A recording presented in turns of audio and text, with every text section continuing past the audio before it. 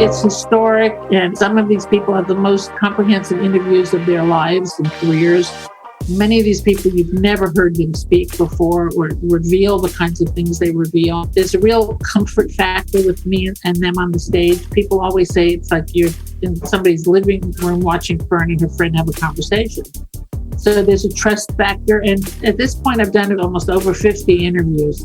So, the first 19, some of those designers, Norma, Calvin, Donna, Betsy, Diane von Furstenberg, Tom Ford, Michael Kors, Bruce Weber, Polly Mellon, Marc Jacobs, Oscar, Vera, Isaac.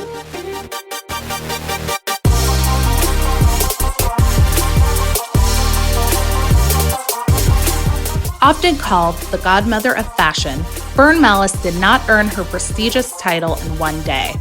As one of the most active and admired women in the fashion industry, Mallis has made a long-lasting impact that has revolutionized fashion weeks across the globe. As the iconic creator of New York Fashion Week, Mallis has lived and breathed fashion, from interviewing top industry leaders and promoting new talent to serving as the face of American Fashion Weeks, both domestically and abroad. From her iconic 92nd Street Y Fashion Icon series to serving on the board of directors at the FIT Foundation and to her former VP position at IMG Fashion, Mallis's long list of successful entrepreneurial and professional endeavors is ongoing. Whew, I'm out of breath, y'all. In this week's conversation, fashion industry giant Fern Mallis and I sit down and discuss her life, career, and her long-lasting impact on the fashion industry.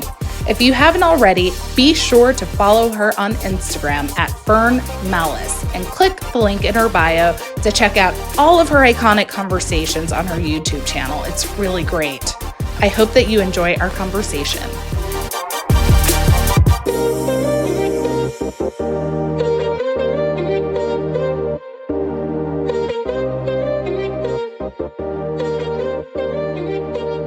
Hello, everyone, and welcome to A Fashion Moment. I am thrilled to have the godmother of fashion with me, Fern Mallis. Fern, welcome to the show.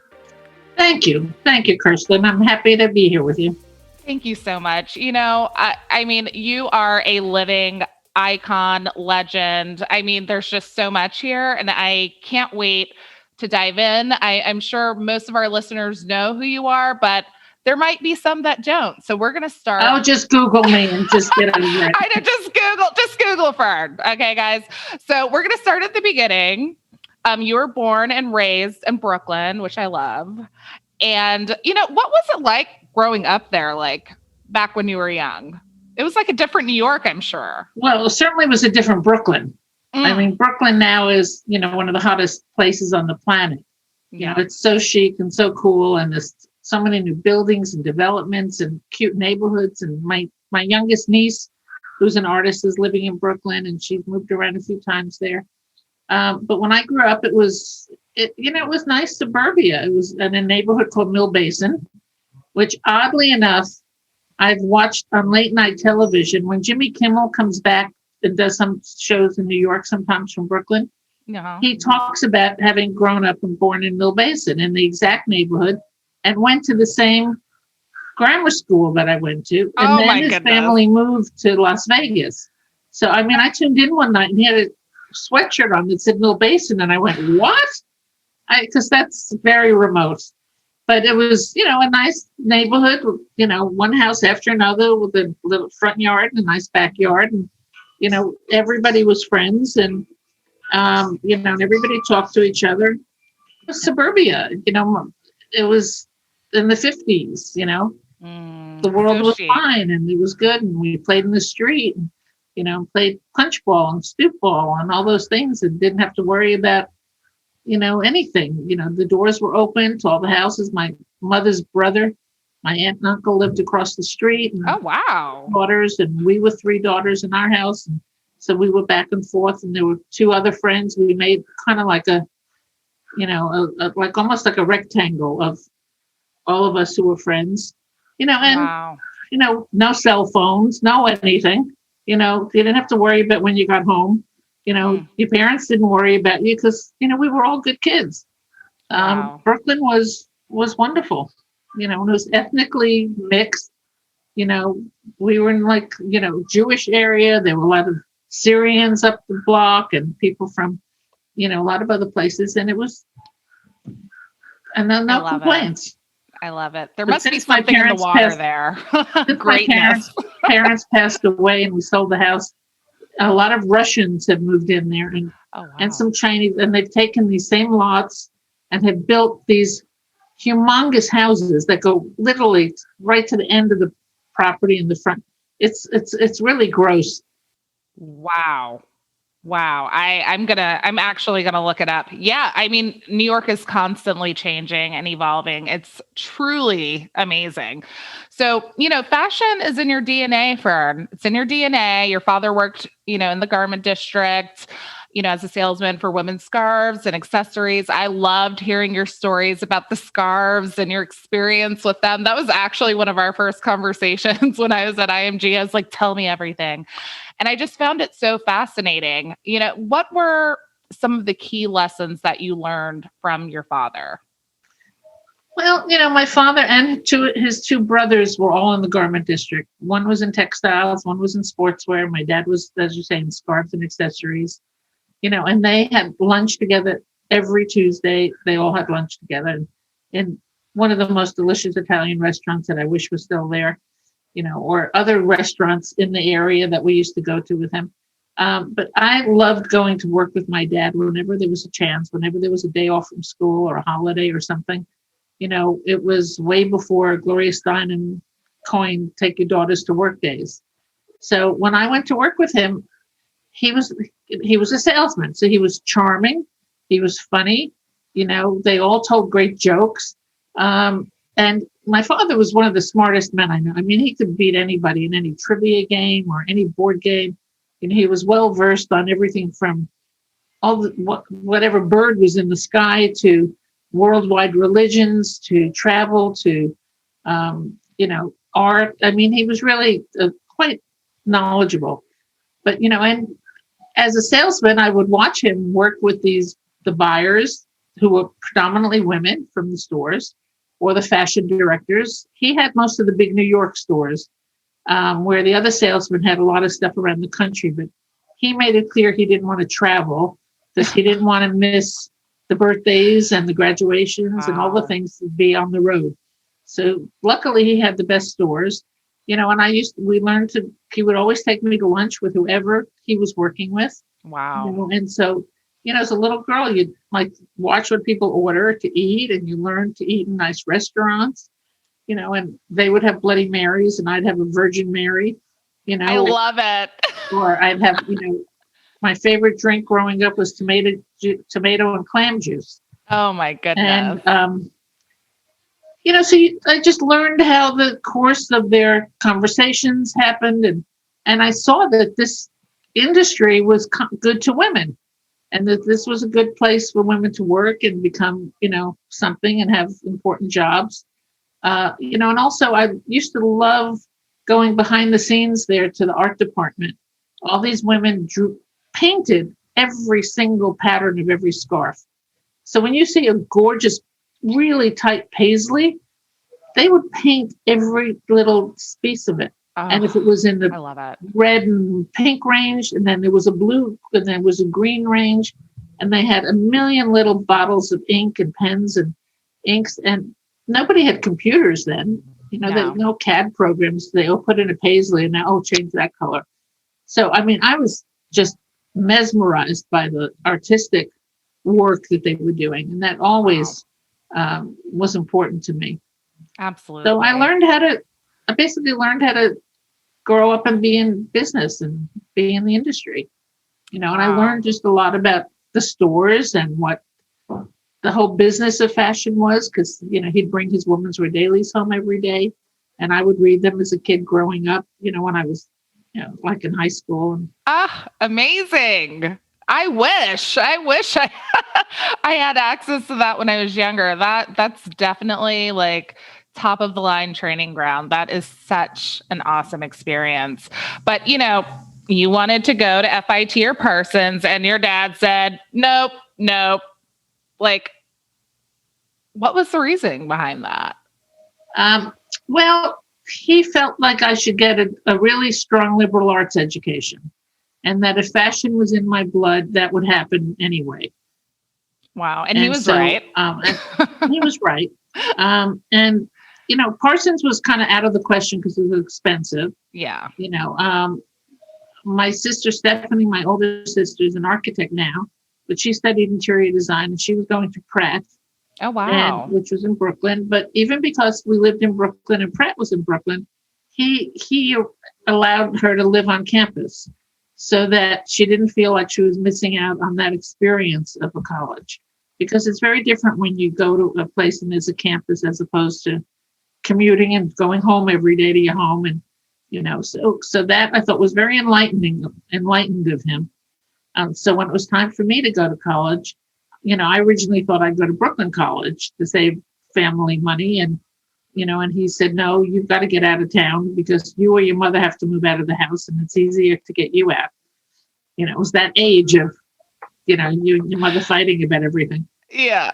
So we explored the SUNY system, which is the State Universities of New York, which is an extraordinary education system in the state.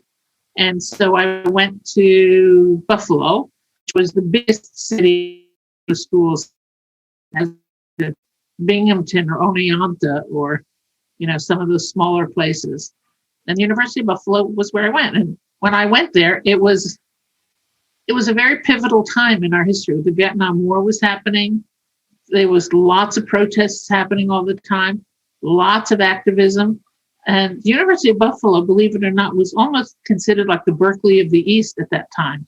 We had some of the most extraordinary professors and political leaders and activists there. It was a real hotbed. Wow. I remember writing letters home, and my mother said she was keeping these letters that said, watch out, the world's going to change. This war is going to change everything. And, just scared about what was happening. And it was an extraordinary experience. I got a fine arts degree, a BFA, but also an academic education. And I became very friendly with the folks in the theater department and the arts department. So I was friends with the actor Ron Silver, who unfortunately passed away. Wow. Sunshine.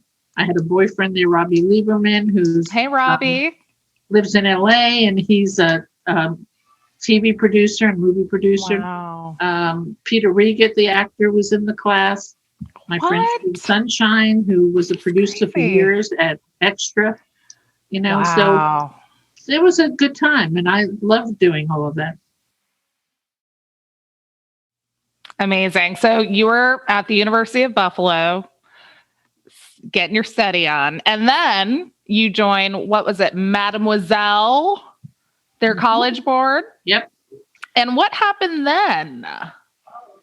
Well, I joined the board because in the summers in New York, I joined one of them at Abraham and Strauss, A&S, which had a big training program for young people. And, I was interested in all of that stuff. So Mademoiselle, in my era, was beyond doubt the most important women's magazine.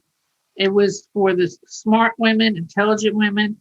It was the magazine that published Truman Capote and I'm now going to forget all the names, but every major writer got their start at Mademoiselle magazine. The photographer that I interviewed, Arthur Elgore, started at Mademoiselle magazine. The editors there were amazing. They went on to become senior editors at the New York Times. One of them went on to launch Elle magazine. Another one went on to be the fashion director, at other publications. It was an amazing magazine. So the College Board was an outreach that they did to college students. If you read the magazine, fill out this application and form, and they accept you. And then they'd send you packages periodically which was really, we were a focus group for the advertisers. Yeah. So, do you like this? Will you use this product? Do you do that? And again, there was no computers. There was nothing like that. So we'd fill out these things, mail them back. And then there was the next level. If you wanted to escalate from the College Board to become a guest editor, which was their very preeminent initiative and program that lasted for about 40 years, I think. Wow. And it was started by this woman, Betsy Talbot Blackwell, who was the editor-in-chief then, back in the 40s.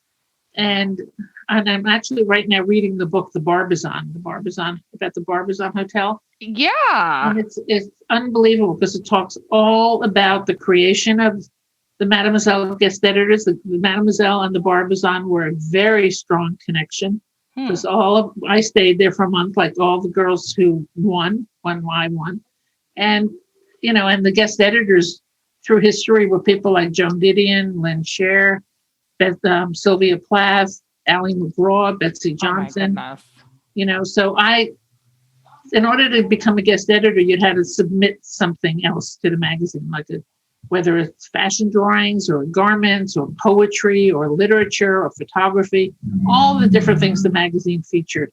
And I did a graphic thing because I was doing the fine arts, and it was like a direct mail piece that Mademoiselle would send out to get you to subscribe. Wow.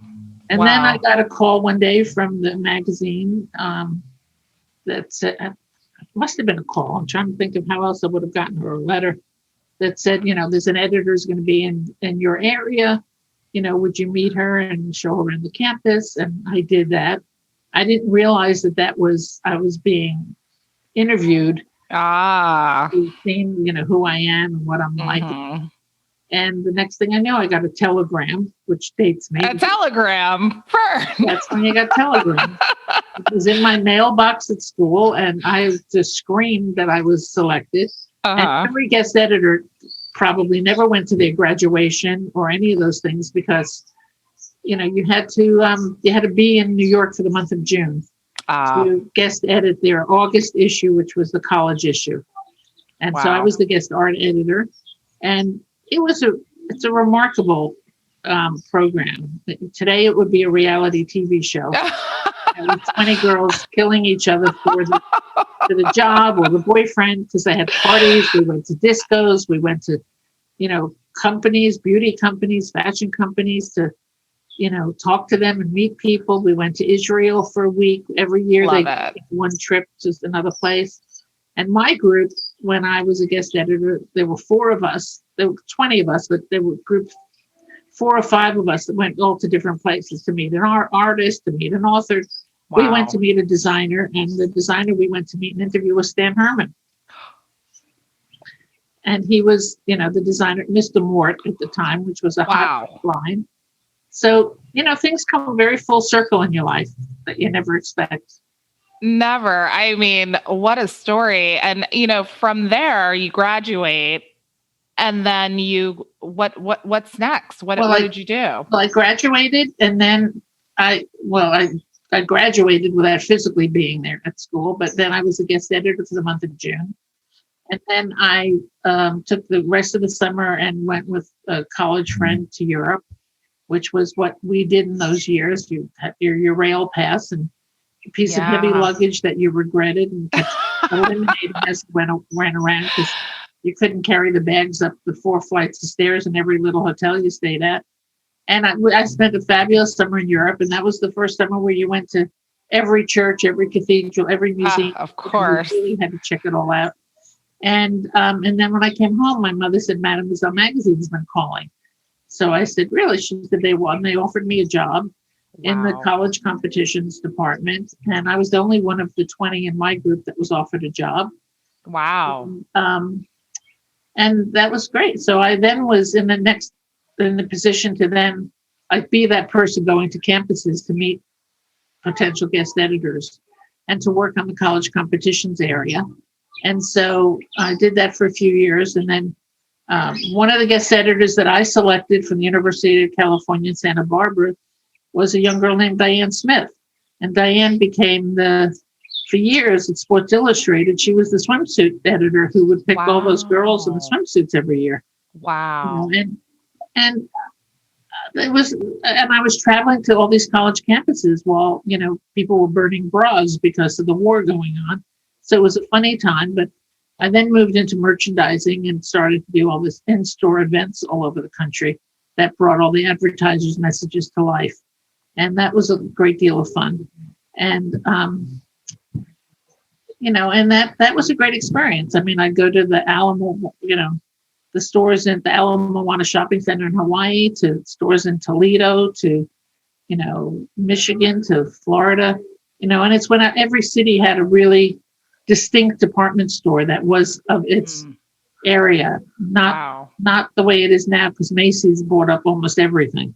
Yeah. Now it's Macy's in every town, but it was Higbee's and Dillard's and Burdine's and, Meyer and Grace, Meyer and Frank, and, all different stores everywhere. Wow. So that was a fabulous experience for me early on.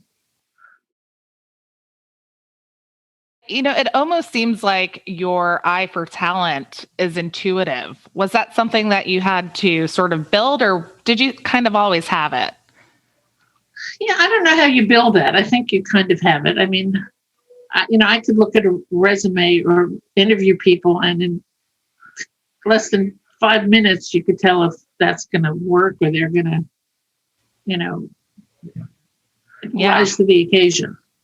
And I remember, just in Christina's office, all of the designer packets and, press kits, and she would say, go through them. But I also know that you would, read the magazines, tear sheets out, new talent, whether they were in London or somewhere else, and just sort of have this ongoing idea of supporting new talent and finding what was next. And all those systems for setting up the fashion shows, all of that stuff, we created it for the first time. We didn't know what we were doing. And for me, it was common sense. Wow. Well, we will get to that, but I'm going to rewind a bit and go back to the Studio 54 days. Now, you've mentioned it in some of your interviews, and I was like, was Fern there? Was Fern there? So I have to ask, what was the first outfit that you wore to Studio 54 when it opened? I mean, that's a great question, and I wish I could remember, but I don't have a clue. I mean, that also makes sense too, because the parties were just amazing. The thing is that when I left Mademoiselle, and I went to Gimbels East as a fashion director of the store, and then eventually I started a public relations business. Oh, wow. It was Fern Mallis Public Relations, and I did it in my friends Scott Bromley and Robin Jacobson's office. It was Bromley Jacobson. They were architects and interior designers, and they were really my BFFs. And I had a little desk in the corner, and I went into that business because everybody was asking me all the time, how do I get this done? Where do I get that? I'm going to have a party. Who do I use as a caterer? How do you get this thing printed? How do I get this blown up? Where do you get balloons? Where do you, or this editor, will you tell them about the new salon I just designed, or somebody's house? How do I get? And so I said, I could get paid for that information. Right. So I started a business, and I started in their office. And at the time, or the year after, they were designing Studio 54. Wow. So that's how the studio connection happened. So Ian and Steve Rebell would be coming up to the office for meetings. And it was like, wow, this is really cool. Although we didn't know how cool it was going to be. It was exciting, but, not until that place opened did you.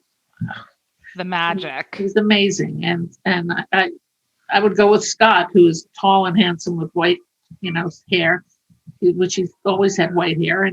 And so, you always got through the velvet ropes. They always saw Scott and pulled him in. I don't know that I ever could have gotten in on my own in those days, because I didn't come dressed like a freak, and I wasn't, wasn't a famous player. Not covered in glitter, none of that. No.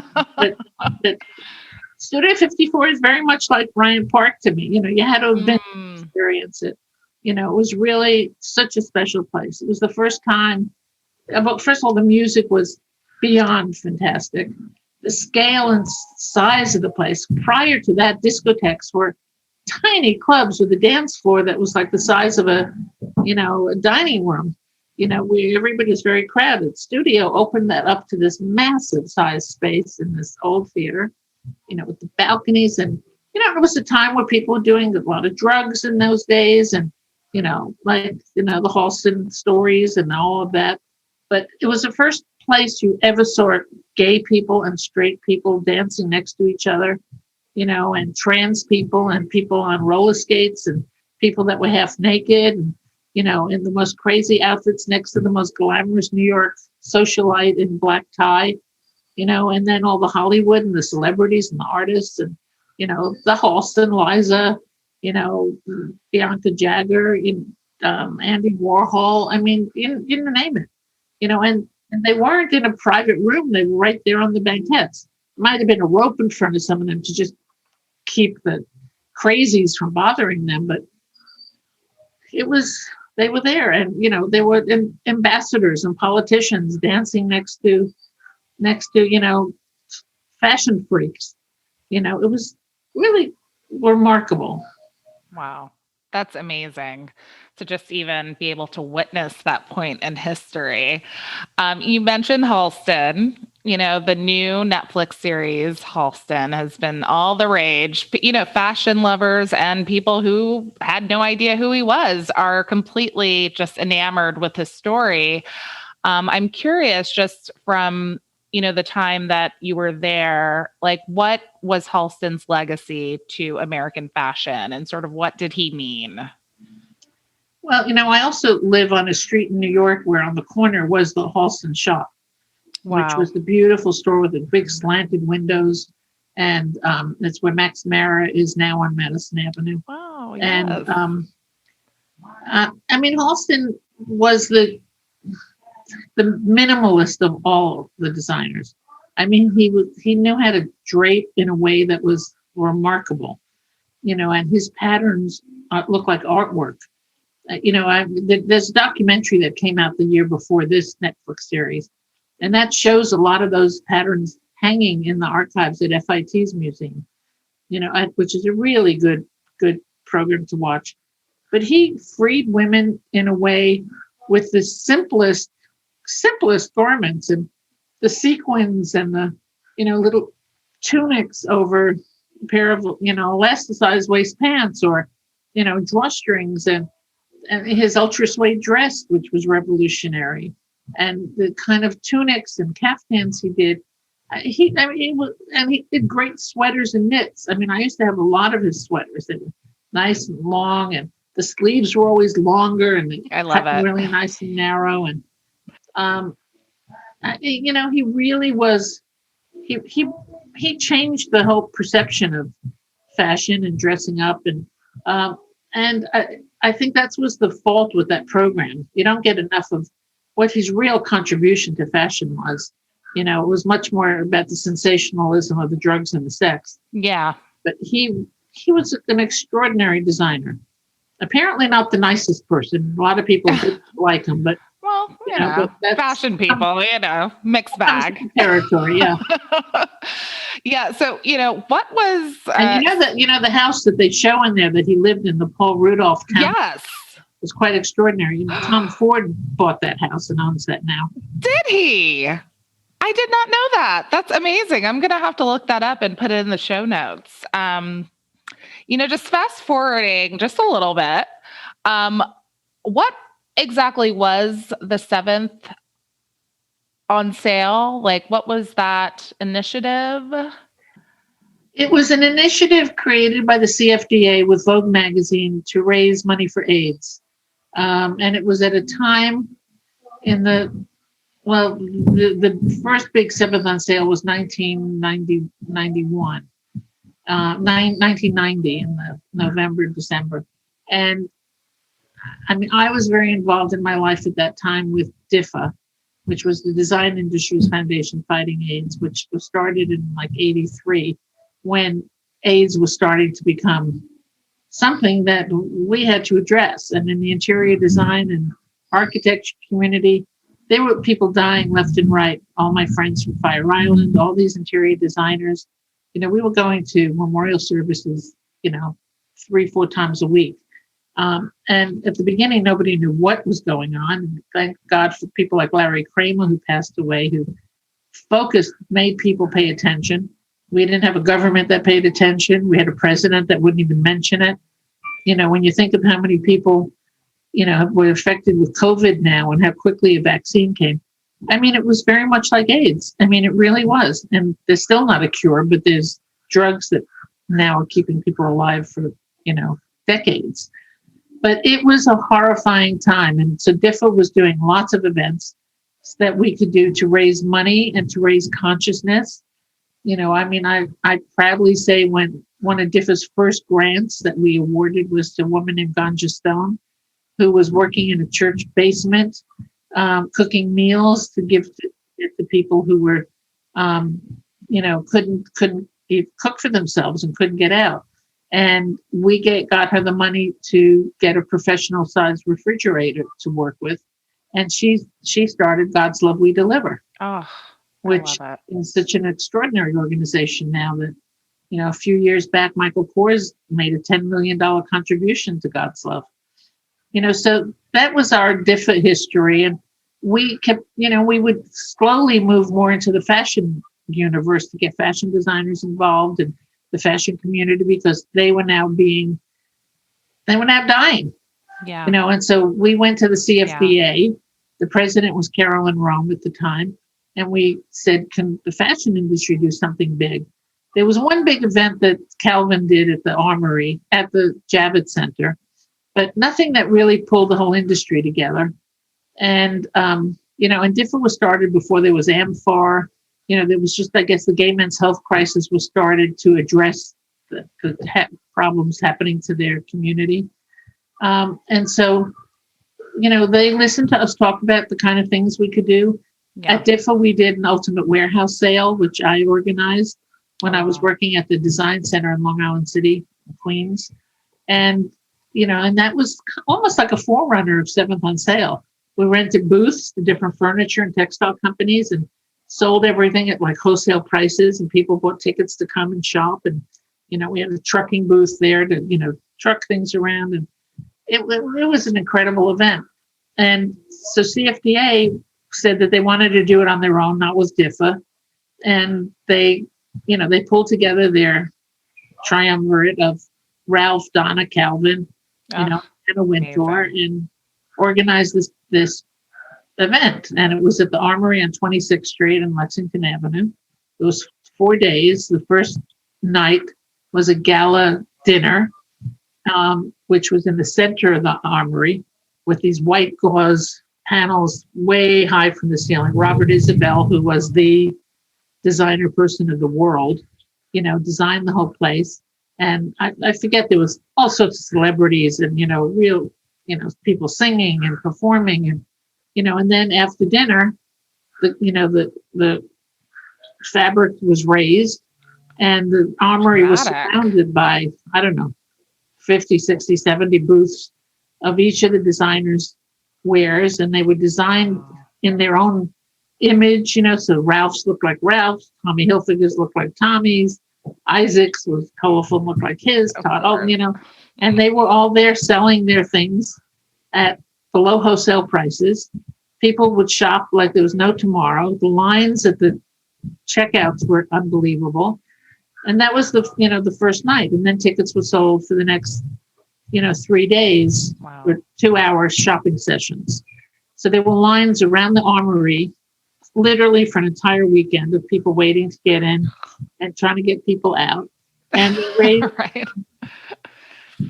And there were big, huge tractor trailer vans on the street, which had more inventory so that it could keep replenishing in their booth. That kind of thing can't happen today because all these companies are public companies now, and they never just let you, donate all of that stuff for nothing. And they wound up at the end of the 4-day weekend, raising, netting and raising like $5 million, which was a lot of money. And so there was a Vogue CFDA fund created with the New York Trust that worked with them to hold the money. But that event completely depleted the CFDA, and the office was a tiny office in 1412 Broadway. And the guy who was the director, they didn't renew his contract. He was gone, Robert Raymond. Carolyn Rome resigned as president. She was like burnt out from it. And everybody thought the CFDA was an answering machine, Wow. and that's when they were looking for a new executive director. And I was reading those articles, about it in Women's Wear and stuff. And, one day I kind of said to, I think, Jeffrey Banks, who was a friend,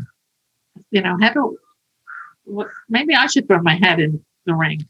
Yes. And I was working freelance for a couple of months with Loving and Weintraub PR firm, and they were doing PR for CFDA, pro bono.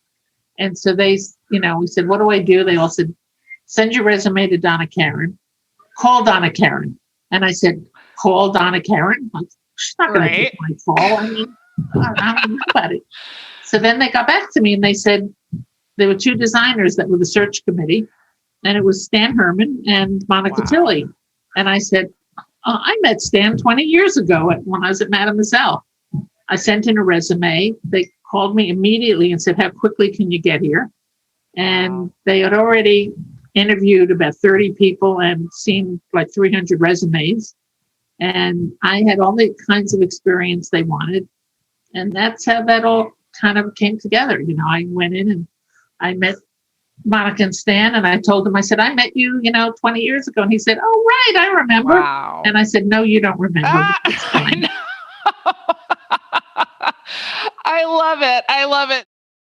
So from that point, when you became the executive director, like when did the whole, we need a fashion week, we need to bring everyone together, when did that occur? No, that was not part of the agenda at all. I mean, it was about raising money for AIDS. It was about elevating the imprimatur of fashion as an art and, just the whole profile of the fashion industry. Yeah. But I was hired and selected, after a huge board meeting with everybody you could possibly name on my birthday on March 26th. And then I was off for 2 weeks, to organize my things before I started the job. And that's when there was the market week and fashion week. There were 50 fashion shows. There were 50 different locations. Nobody talked to each other.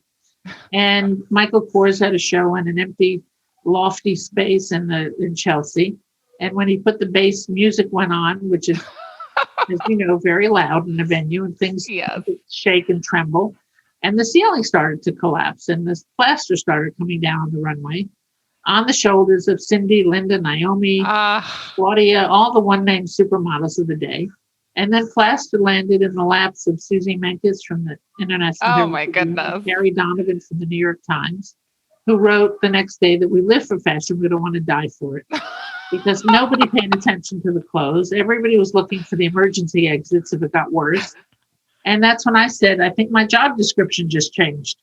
Yeah. And so it started a mission to organize, centralize, and modernize Fashion Week, and look for locations and figure out how we could do something. And, the first attempt we made was at the Maclo Hotel, which was now the Millennial Hotel on 44th Street. And the venues weren't perfect, but was in an attempt to see if more than 3 people could show in the same place, because every designer wanted their own, environment, which to them was, the world began and ended with them. They didn't care that they were uptown and the next show was in Soho, or the next show was on the east side and one was on the west side.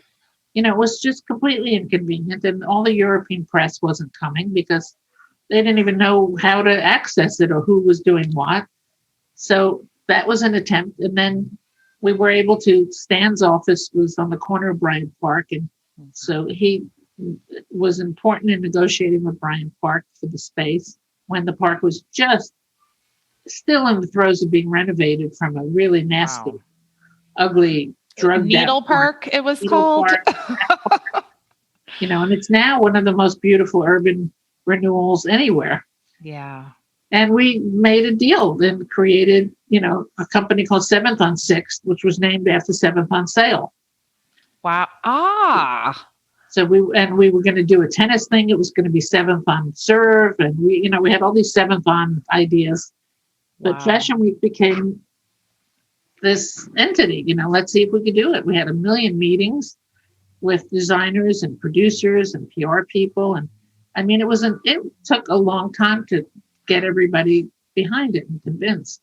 And the season before it really all kicked in, the CFDA sent me to Europe, and I went to Paris and Milan and met with a lot of people there, and came back with lots of R&D and said, we have to make this happen. We have to sit down with the big brass, and one-on-one meetings with Ralph Lauren and with Donna and with Calvin.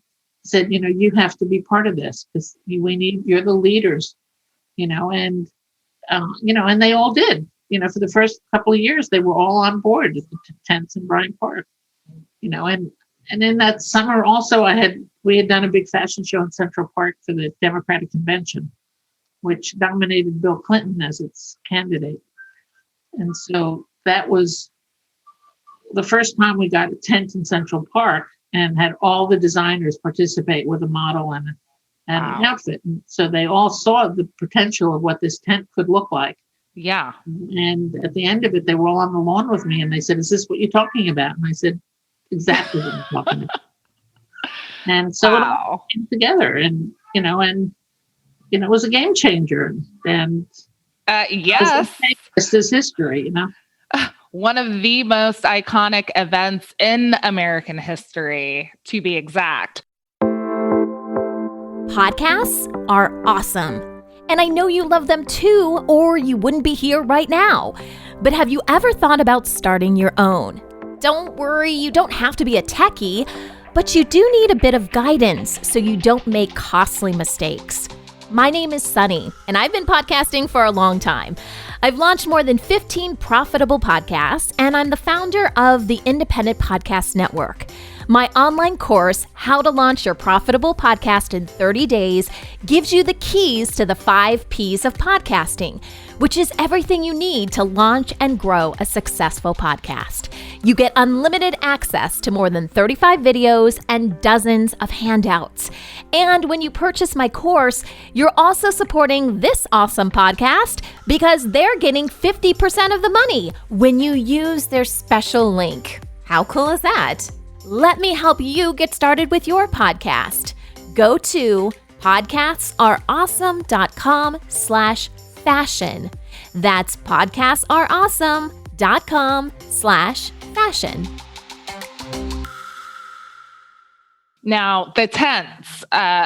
I missed the tents at Bryant Park. I loved it so much. You did such an amazing job with that. It was such an era, and you would come up with these amazing themes every season, which we loved. Graphics on the front, to the design inside, to the graphics on the T-shirts and on the programs. Yeah, exactly. Little buttons. I know that those buttons. The voting one was one of my favorite tent fronts. I loved it so much. So, where did you get your inspiration for the themes and sort of what the focus would be? What was happening around us in the world and in society, and whether it was in illustrations or for a couple of years, once we decided we were going to move in the tents, we did a whole front which was luggage. Yeah. Oh yes, I remember that. Yes. And then the very last tent front we had was all the quotes from different people everywhere about Fashion Week and the tents. When then we, way back when, had the first season that IMG bought us from CFDA, we had Stephen Sprouse do the graffiti, which was camouflage front. And he had, with the writing, it was the year that Marc Jacobs, wrote on the Louis Vuitton bags with all that loose handwriting, which people thought, oh my God, how could that be? And it was such a huge success that was the beginning of many years of fooling around with the LVMH, the Louis Vuitton logos. But we had Stephen Sprouse do that, and it was the first season that Mercedes was a sponsor. And so, and that also was the season of 9/11. So the tents were shut down very quickly. Wow. And that's the whole story, which we could do an hour's podcast on. Yeah, absolutely. The following season, we used Stephen again. And he had this abstract American flag that he had done for a collection for Target. And that was a very somber season because it was, after 9/11, and it was quieter shows, smaller shows, much more intimate. But we had the flag, and we had Bloomberg became our mayor. And, we had a big press conference on the steps of the of the tents, cutting the ribbon and, and then Giuliani was just out, and which today's news is Giuliani was just barred from practicing law in New York. How about that? Well, just rewinding back just a tad, when you were at IMG, you did travel to India and you started working with, was it Lakme Fashion Week? How did that occur? And sort of like, honestly, you just seemed transformed when you came back to the office. There was just like this, like you were enlightened, and you just had all of this inspiration. And even Ian was just like, oh, the stories, your assistant at the time. What happened there? What happened there? And what is your connection to India? Like what I don't know, but I feel like I have a soul that's in India. It's like a second family there. But when IMG bought us in 2000, it was an interesting time, and they bought us to. Also, they didn't want to just have New York Fashion Week because there was a lot of staff and a lot of money allocated to doing New York. So we created the LA shows and LA Fashion Week and the Miami swim shows, and all of those things were to, kind of amortize all of our staff and everybody, and to add more events. And then internationally, people were copying what we were doing. So there was a Simon Locke in Australia would come to New York, and he copied everything we were doing and looked at it and created, Australian Fashion Week. And India, Ravi Krishnan was a guy who was the head of IMG Asia out of India. And they sent some people and producers, and they saw what we did, and they kind of went back to create one. And that summer was the first summer, July 4th, that they kind of signed the contract for us to be bought. And the very first trip that I learned that I would be making was to Mumbai. And I was sick as a dog. I had diverticulitis, which was a painful, intestinal disease where they said, well, you can only eat clear food, things you could see through. Wow. And I said, but I'm supposed to go to India. And my doctor said, I'd rather you go to India than England because they have better doctors.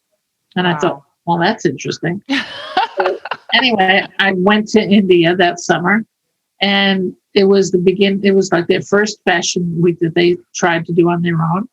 And you arrive after, God knows how many hours flight, 14 hours or something, 13 hours. And you arrive in the 1, 2 in the morning. And I was driven to the Taj Mahal Palace Hotel, which is right on the water at the Gateway of India. And, you walk in the middle of the night and the place is just hopping. It's like Grand Central Station. Wow. And I'm like, what the hell is going on here? Yeah. And then I was greeted by people and then met them all in the morning and got the tour of the venues that they were doing in the hotel, and then started to add my 2 cents about how to make this work better and how to make that work better. And, and met the designers that afternoon. They would meet all the VIPs, and then there was a big dinner to meet everybody, and I just fell in love with them all. They were fabulous. I fell in love with the clothing. There were some people still doing very traditional Indian, and everybody would have a sari or something in the shows, but many of them were doing very westernized clothing. But the Indian sensibility is just, it's extraordinary. I mean, the colors, the vibrancy, the materials, the way that they would work with textiles, the embellishments and embroideries. Everybody in America, all the major designers get all that work done in India. Every one of them. Nobody in America can do that work. And so that was all there. And I just was, my eyes just were like wide open. And then there was a smell in the air when you get off the airplane, still to this day, that like, I'm in India. You drive by all the slums and all the people begging on the streets, and yet you drive by and there were people who lived better than I've seen people live anywhere in the world in India. There's more millionaires, billion. But the clothing was phenomenal. I mean, this top I'm wearing is from a designer in India, and then the jewelry. you'd sit next to people at a show and you'd look at their hands and the diamonds were like, 2 inches long. And, I'd say to somebody that I knew, is that really real? You go, yep, it really is. I mean, and the earrings, all those chandelier earrings and, the embellishments and the jewelry is mind-boggling. So, I mean, I just fell in love with India from the first trip on. And then I would be going, once or twice a year for the next 10 years. Wow. And then I joined an Indian diamond company on their board when I left IMG. So I've made, I don't know, over 60, 70 trips to India. And, Amazing. I'd go to some shops and, hi, Fern, welcome back. Hi. And some restaurants. And, I'd send people, they go, I know, we're giving you Fern's prices. I love it. I love it so much. I love it.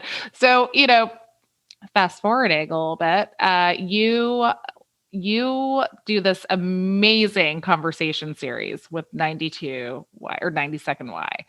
And I mean, you've interviewed almost every major fashion icon there is throughout the country. From Calvin Klein, Norma Kamali, Iman. I mean, the list goes on. But what would you say is the most one of the most transformative lessons that you've learned so far from these conversations? I know that you get so much information, you hear so much storytelling, and quite frankly, I rewatched your interview with Bill Cunningham, and I mean, I was just bawling my eyes out earlier today because it was just so beautiful. But I'm curious, like, what is one of the most like transformative lessons you learned from the series? Well, that whole series, I'm as proud of that series as I am of the tents in Bryant Park, because it really is, it's historic, and it's some of these people are the most comprehensive interviews of their lives and careers. Many of these people, you've never heard them speak before or reveal the kinds of things they reveal. There's a real comfort factor with me and them on the stage. People always say it's like you're in somebody's living room watching Fern and her friend have a conversation. So there's a trust factor. And at this point, I've done about I think it's almost over 50 interviews.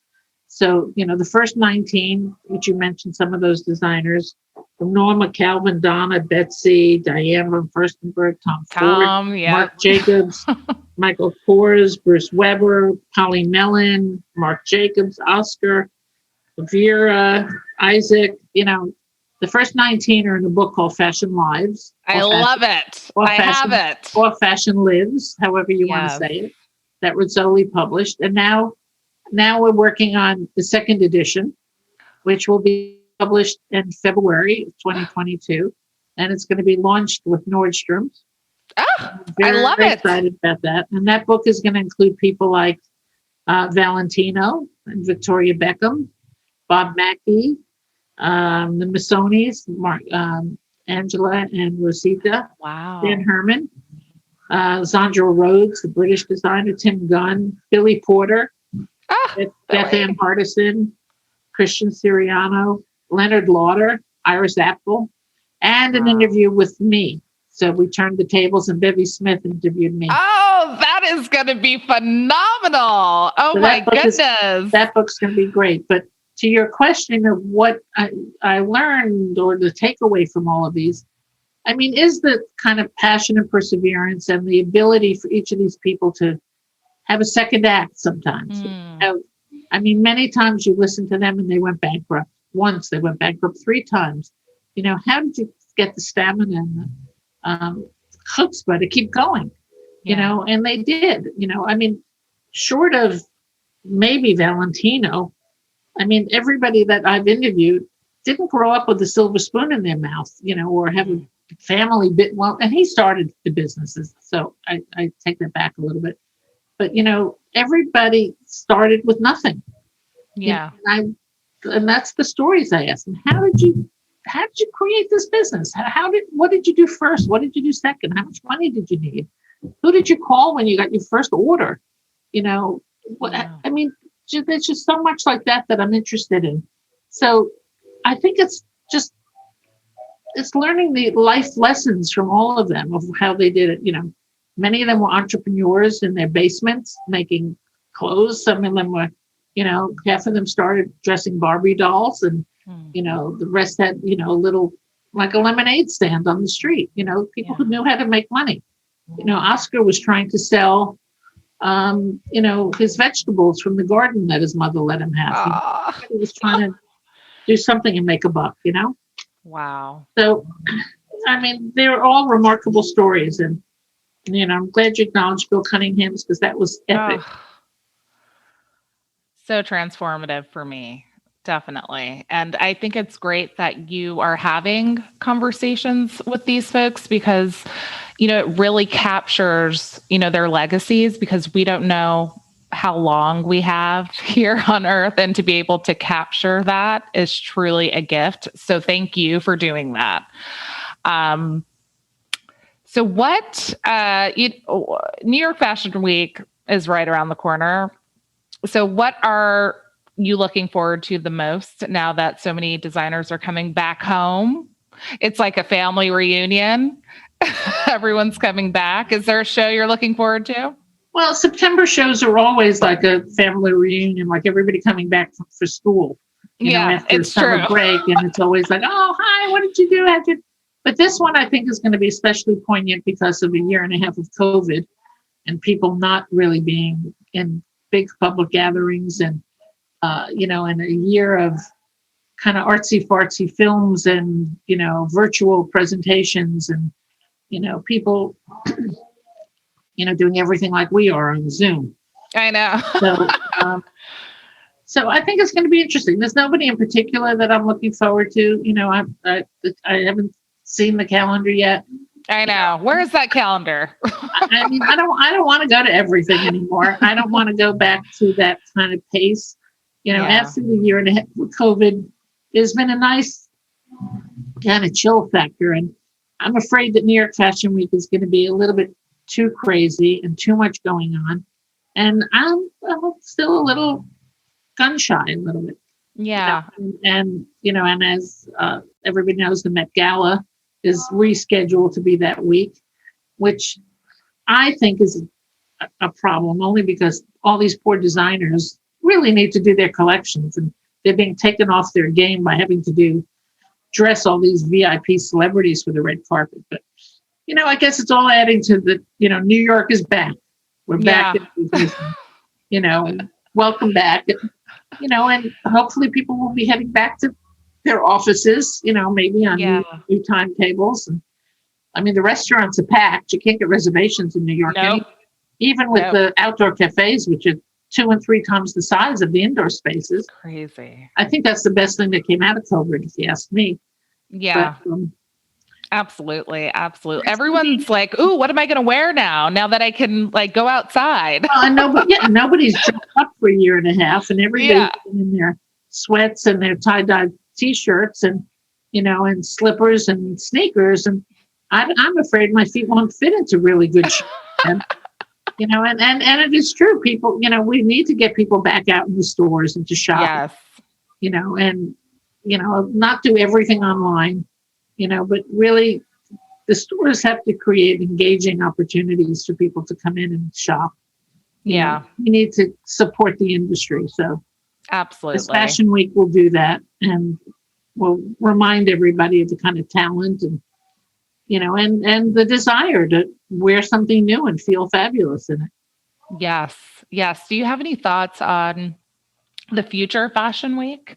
It seemed like right before the pandemic, people were like, oh, it's becoming more commercial. And then you have the bloggers and the influencers and, digital. And then the pandemic happened and people are like, oh, New York Fashion Week is over, which I feel like they say at least once every 5 years. Yeah, I mean, they've said once every other year. I mean, I've heard that since we started it, it's like, no, this isn't going to work. I'm pulling out. And why is this happening? And, fashion shows will always be around. It's the best way to see clothing and to see a designer's vision and, see it on beautiful men and women, walking down a runway. So, and it's the best way to get the pictures. It's the best way. And now with social media, everybody's Instagramming everything and everybody's a critic and a jury and a judge. Yeah. And that's what's changed a lot, Now everybody's sending out this stuff and you don't know who to, what do they know about fashion? Why are they making these judgments? But that's what it is. It's a democratic society. Everybody's got an opinion. Yeah. So, IMG is still organizing them at Spring Studios, so there's still a venue. Yeah. And I know that they have a lot of people on their list that will be doing runway or presentations or still lives or whatever they're doing. Yeah. So it'll be busy, and Citadel will hopefully be back there, Yeah. our security guys, minus Tom Carney, who died of COVID last year. And it'll be interesting. I mean, I'll wait and see. I don't want to, make any predictions. Yeah. Yeah. And rest in peace, Tom. He was just so amazing. It was just so fun to work with him each season. I can't believe, he's gone. But pivoting to what is the secret behind your success and longevity in the industry? Not everyone stays, not everyone, continues to have this level of influence, but you do, Fern. What is the secret? I don't know. Somebody's going to have to tell me what it is. I mean, I don't take a special pill every day or anything. I luckily have good skin from my mother, Yes. So that works. And I love the hair too. I love the hair. And I've always had good hair, a lot of hair. But I think that, the longevity is the interest and the curiosity, to always see what somebody is doing, or, getting excited when you meet a young designer and you see the potential. I mean, I've always been that kind of champion. I spent the last, 15 years also traveling to all the regional fashion weeks, when nobody gave them the time of day, Yeah. we'd laugh about it. I was going to Charleston for 5-6 years in a row, and going to Boston, and going to Nashville Fashion Week, and Omaha Fashion Week, and San Antonio Fashion Week, and and just supporting these people, giving them encouragement. Philly Fashion Week, meeting the designers, talking about what they're doing, giving them advice, and it was really important. Now the CFDA has created a program for these regional fashion weeks, and my former assistant is involved with that. So, I think it's my longevity is my interest, and, one day I'll say, I don't give a damn, I'm not sure when that's going to happen, but I don't see it. It's going to be forever. I hope you continue to have these conversations and, keep us, informed on your inspirations. I mean, I think that's the beauty of the folks who really embrace what fashion is. Everybody's got to follow me on @Fern Mallis on my Instagram, and they'll see what's going on. She has the best Instagram, you guys. We're trying to update the website a little bit. It's cute. I checked it out. And, and Tyler's putting on all the new stories or press things or everything we're doing. So we'll, when this comes out, we'll post and remind people how to tune in and listen to it. There's always something going on. And that's it. I've got my family that I adore, my sister and my nieces that keep me going, and their little kids. Oh, so beautiful. Well, I have to ask you, we're coming to the end. I always ask my guest, what is one of your favorite fashion moments of all time? It can be personal, professional. It can be both. We've heard stories about, Easter outfits from when they were, 5 or 6. I mean, there's so many different things. So is there one that sort of stands out for you? Like a magical moment? God, that's a tough one. I mean, because I've probably seen more fashion shows than everybody you've interviewed added together times 10. And I've seen everything from the ridiculous to the sublime. And there have been so many moments at those tents and, points in between. But you know what, one of the things that always rises to the surface for me was the final show that Bill Blass had as a designer. Bill Blass was, the American designer and a class act, and dressed his socialites and his beautiful women. And he announced he was retiring, much to the chagrin of the industry. And so his show was in the tents in the big venue, and it was about, I think it was like 10 or 11 o'clock in the morning. And it happened during Hurricane Floyd, which was a horrible hurricane in New York. We had the Office of Emergency Events and all the building departments, everybody on site, because we had tents in the middle of a park in a horrible hurricane, and say nothing of, no matter how well you do them, you know where the tents meet another tent in Florida, there's water pouring in and leaking everywhere. And, we had vacuum cleaners trying to vacuum up the water everywhere, and people rooms to move it out in channels. And Women's Wear Daily had written an article, and I'll never forget, that said, well, Floyd flattened Fern's tents. And it was a crazy season, and Bill was having to show them. And it was, the guests were arriving by their cars and vehicles as best they could, coming up the steps on 6th Avenue and 41st Street. And they were, umbrellas were flying, things couldn't hold down. Everybody was soaking wet, and everybody got in the venue. And, and we waited and waited to give people more time to get there because of the weather and how horrible it was. And I remember being back then, and you could see when the spotlights were on the runway, every drop of water that you would come down was like illuminated. It was really crazy. And Bill was backstage smoking. He's always smoking.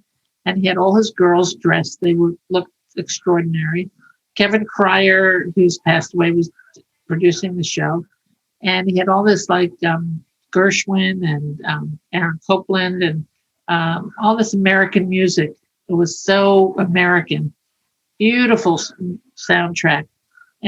But before the show started, it was running really late, and I remember being in a slicker in the control booth and making an announcement to everybody to please, hang in there. We're waiting for a few more people to come because of the weather, and we'll do a proper send off to Mr. Blass. And and I was backstage talking to him, and he said, "Fern, it's fine. I've done the collection. I finished it. I'm proud of it. We don't have to do a show.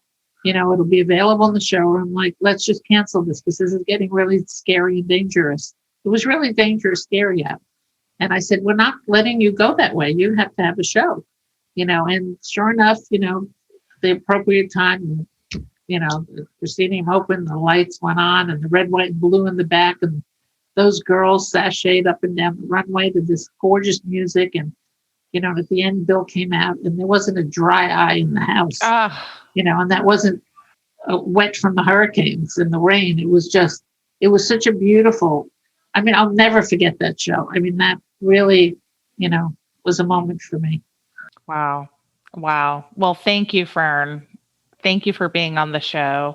Thank you for just contributing so much to fashion and American fashion designers, and really designers around the world. So obviously you're always welcome to come back. But thank you. That's all for a fashion moment, you guys. All right. Well, thanks, Kristen. Good luck to you.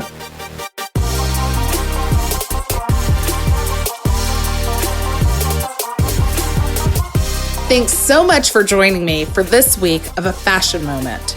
If you like what you hear, we'd love for you to join our community of listeners and spread the word about the show.